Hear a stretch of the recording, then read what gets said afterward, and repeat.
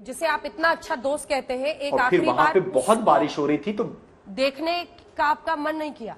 मैं कहता नहीं हूं, मैं हूं। I am sorry. क्या एक आखिरी बार हर कोई देखना नहीं, चाहता देखिए है? मन तो किया, लेकिन उस समय क्या था, नहीं मुझे पता था कि मैं एम्बुलेंस में बैठ के जा रहा हूं, तो और उस समय बारिश बहुत ज्यादा हो रही थी और बहुत भीड़ थी और कोऑर्डिनेट भी करना था क्योंकि उनके पिताजी पटना से लैंड हो रहे थे और वो राइट टाइम पे उनको भी निकलना था, तो फैमिली से भी कोऑर्डिनेशन चालू था, संजय जी का, मेरा भी, और प्लस किसी को मुझे वहां भी कोऑर्डिनेट करना था विले पार्ले शमशान भूमि पे। तो ये सारी चीजों के बीच में, और कुछ पेपर जेरोक्स करवाने के लिए जाना था, कुछ फॉर्मेलिटीज पूरे हो रहे थे, तो वो सारी चीजों में वो सारी काफी कुछ चल रहा था उस समय। इतना आसान नहीं होता कि हम गए और रिसीव करके चल दिए वहां से। तो काफी कुछ को देखना, समझना, संभलना पड़ा था क्योंकि ये सब हमारे लिए पहली बार था, ये हादसा पहली बार था, ऐसा सिचुएशन पहली बार था। तो जो जिम्मेदारी ओपी सिंह जी ने मुझे दी, उनकी फैमिली वालों ने दी कि तुम मेरे दोस्त संजय जी के साथ जाओ और वो सारे पेपर वर्क ये वो कर लेंगे, और उसके बाद जब सुशांत को एम्बुलेंस में रख दिया गया तो मुझे वापस पुलिस वाले ने कहा कि हम लोग आगे के गाड़ी में बैठ रहे हैं, पुलिस वाले लोग, आप एम्बुलेंस में बैठिए और हमारे गाड़ी को फॉलो करते हुए वहां पहुंचिए।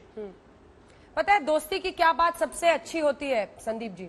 तो वापस कि जो दोस्त होता है जी, बड़ा ही हिल जाता है जब अपना दोस्त बिहार का आया हुआ, आपने खुद ही बताया थे कि कैसे आपने 7 सपने देखे थे, आप लोगों ने ये तय किया था कि हम ये करेंगे, बॉलीवुड को एक दिन रूल करेंगे, ये सब बातें आपने मुझसे ही से बताई थी ना उस दिन। ऐसा दोस्त, बिल्कुल बिल्कुल बिल्कुल अंजना जी, बिल्कुल सही कह रही हैं। ऐसा दोस्त अगर सुसाइड कर ले, इंसान टूट जाएगा। एक आखिरी बार देखने का मन नहीं किया? एक आखिरी बार बिल्कुल टूट जाएगा। मतलब वो लम्हा तो फिर नहीं आएगा ना, नहीं, जिसके साथ मैं तो एम्बुलेंस में ही बैठा, मैं तो अंजना जी मैं एम्बुलेंस में बैठा था और मैं बार बार एम्बुलेंस में ना, ऐसे दोस्त को तो आदमी कंधा भी देना चाहता है, उसके आखिरी लम्हे में उसे देखना चाहता है, समझना। आप सोचिए ना, वो रिया चक्रवर्ती तो मॉर्चरी में पीछे से घुस गई और बाद में एनएचआरसी की तरफ से नोटिस तक गया कि मॉर्चरी में कैसे घुस गई, लेकिन आखिरी बार हर कोई देखना चाहता। अगर मैं बहुत ही उटपटांग अजीब बात बोल रही हूं तो आप करेक्ट कर दीजिएगा। एक आखिरी बार तो कोई भी देखना चाहता है ना। कंधा देने के लिए लोग उतारू रहते हैं कि मेरा साथी था, मेरा दोस्त था, हमने सोचा था मुंबई रूल करेंगे एक दिन, मैं कंधा दूंगा इसको, मैं साथ रहूंगा इसके साथ। रिस्पॉन्सिबिलिटी अपनी जगह होती है, लेकिन इमोशंस नहीं थे क्या? एक बार देखने का मन नहीं किया क्या? मुझे एक बात बताइए, आप जो मैं कर रहा था उसको हम साइड करके, सारे अफवाहों को साइड करके, हम सिर्फ एक बार ये क्यों नहीं सोच सकते कि कोई और दोस्त खड़ा नहीं रहा, सिर्फ संदीप सिंह वहां खड़ा था अकेला। हम ये सोचे बगैर, हमारा सवाल ये कि हमको देखने का मन नहीं किया। क्या आपके अंदर इमोशन नहीं है संदीप? मतलब जो मैं कर रहा था, जो पहली बार मैं भुगत रहा था, मैं पहली बार इतने पुलिस वाले, मीडिया, बारिश, एम्बुलेंस, लाइनअप, फोन कॉल, क्या लिस्ट है, क्या पुलिस वाले बोल रहे हैं, हर चीजों को मैं दिल से कंप्लीट कर रहा था। उसको इग्नोर करके क्या आखिरी बार आपका देखने का मन नहीं किया? ये एक ही बात में इमोशन मेरी झलक सकती है, और मतलब कोई दूसरी चीज हो, मतलब एक इंसान पूरी बॉलीवुड से और उसके दोस्तों में जितने जिंदगी में, वो 35 साल के उम्र में जितने दोस्त, 35 साल की उम्र में उसका सिर्फ एक दोस्त हॉस्पिटल में था, इस चीज को इग्नोर करके क्या आपका आखिरी बार मन ने, आपके अंदर इमोशन नहीं है संदीप? ये इस सवाल से मैं इमोशनल हो रहा हूं। मैं आपको क्या कहूं कि मैं बार बार वो दरवाजा खोल के उसके बॉडी को देखना चाहता था। मैं ये कहूं, या मैं ये कहूं कि मैं तो जो पुलिस वाले और जो फॉर्मेलिटीज हो रही थी वो पूरा करा था, और जब सुशांत बाहर आया तो मैं एम्बुलेंस में ही बैठा था। ऐसा तो नहीं कि मैं मर्सिडीज में बैठ के कहीं चला गया। एम्बुलेंस में बैठने का शौक किसको होता है? मैं बैठा, और मैं बार बार, क्योंकि एम्बुलेंस में एक कांच होता है जिससे पीछे दिखता है, मैं बार बार वहां पीछे देख के ये महसूस कर रहा था कि क्या ये सच है, ये सही में सुशांत है? ऐसे देखने का कभी सोचा था क्या हमने? मैं तो ये सोच रहा था। और सवाल ये कि उंगली कैसी थी, आंख में आंसू नहीं थे संदीप के, ये सारी चीजें ज्यादा इंपॉर्टेंट हो गई। मैं तो अपने आप को बहुत बेवकूफ मानने लगा हूं उस दिन के बाद।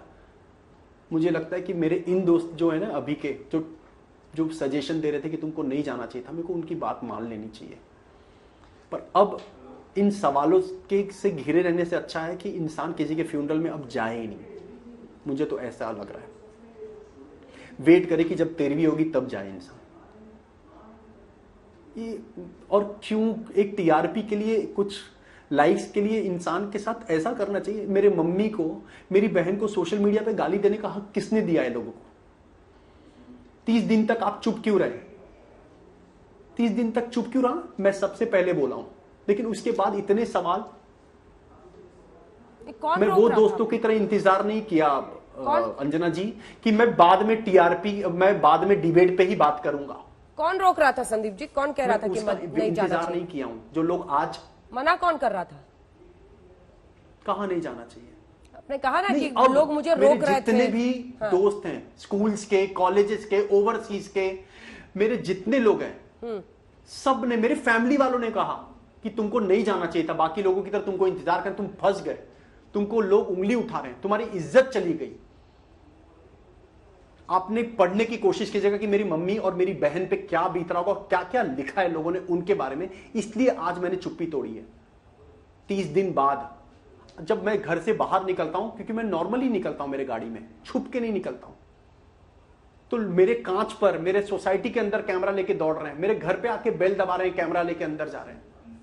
क्या किया मैंने क्या गुनाह किया है? अगर एक फैमिली के साथ में खड़ा रहा और एक दोस्त को ऐसे वक्त पे साथ दे दिया, तो क्या ये मेरी गुनाह है?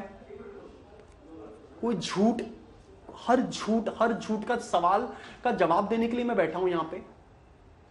मैं अपना करियर तबाह कर लूं कि पिछले 60 या 90 दिन से मैं एक ही काम करता रहूं, रात को सो नहीं पा रहा हूं, ना मैं, ना मेरी मम्मी, ना मेरी बहन।